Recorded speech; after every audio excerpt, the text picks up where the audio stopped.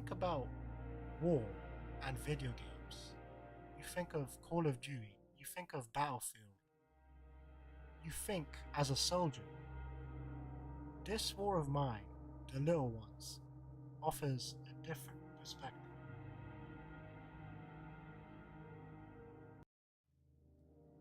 In this game, you play as civilians. Civilians that have had their lives completely destroyed by war. As a civilians, you try and survive the war. You find yourself in an abandoned shelter, scavenging for as many materials and food as you can find. It is a powerful and sombering depiction of war, of what war really is like. Every decision, even the most minute, have significance. Should you board up your shelter so that you have more protection during the night? Or should you craft a heater so that you can be warm during the winter? These are the types of decisions you need to make.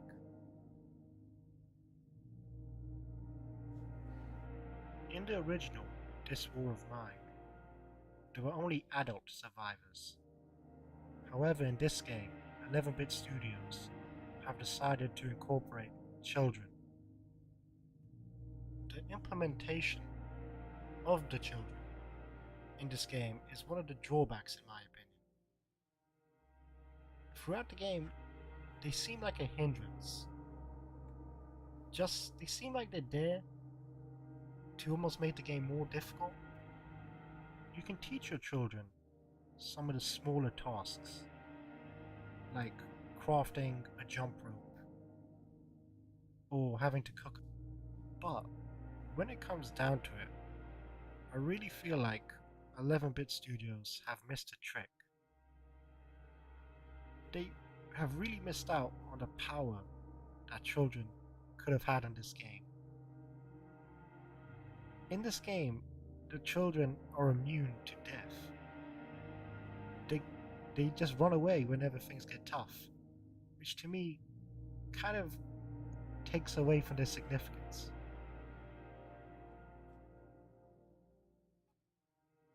I feel like my progression in this game is fairly similar to most people. My first playthrough, I pretty much died within days. I didn't know what I was doing. During my second playthrough, I had more of an idea what I was doing. And, it was going pretty well. I got to around 20 odd days, and, I started to get a system. Now I was thinking, you know what? I could survive. I could survive till the ceasefire. But then, winter came.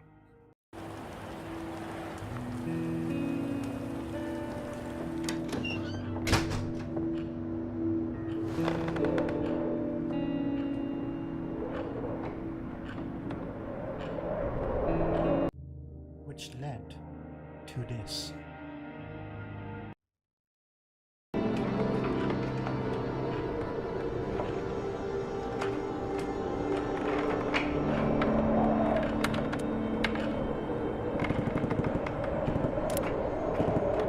And that led to this.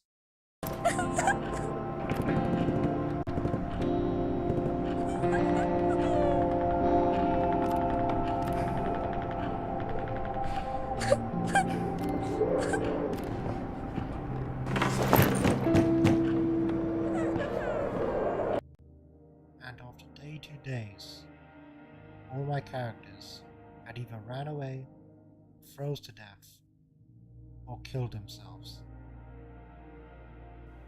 Eventually, after digesting that, I got started on my third playthrough. And that time, I did survive. Basically, the first time you play it, maybe the first 2 times you play it, you're probably gonna die. And you're just gonna have to be aware of that. I've already kind of touched on this, but The changing variables in this game are pretty well done. When winter came, I really did not expect it. But winter is not the only challenge the game presents. There's also a crime outbreak, there's also a shortage of food, and really, the only way you can be aware of these things before time is by crafting a radio. Something that I never really thought to do. And to me, it just brings home the point of how important all your choices are. Me not building that radio led to my demise.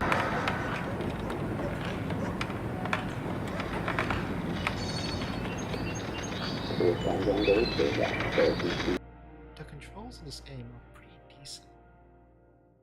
At times, the movement can lack fluidity, I think, because adapting the controls to console would probably a little bit of a struggle for them. But by and large, the controls are fine. I mean, you can pretty much do whatever you want. I mean, there aren't really any issues. All the characters have multiple character endings. They're all shaped by your choices in the game. Each character has a specific set of skills. Like Katya has bargaining skills, so she can get better value on trades. Pavli is a better runner, so he can obviously attack someone and then run away quicker. I haven't yet talked about scavenging during the night. You will have a map and you will be given all these destinations that you can go to, and it will tell you like if an area is dangerous, if an area you should be cautious with, or if an area is safe, but you may have to steal. And all these areas differ quite a lot from each other. Not even from each other, but from other playthroughs. Like the supermarket on one playthrough might be under military control, and another playthrough could be just a place where all the scavengers are. This variance does add replay value to the game, and there are some almost, I wouldn't call them side quests, but almost these other things that you can do during the game that make it worth it. Like, there's a brothel that is keeping all these women hostage, and if you kill all the people, all the bandits that are holding them hostage, you can save them, which adds morale to the group. These are some of the finer details that make this game worth playing, and it is also why I award this game an 8 out of 10. That means it's one of the best of its genre.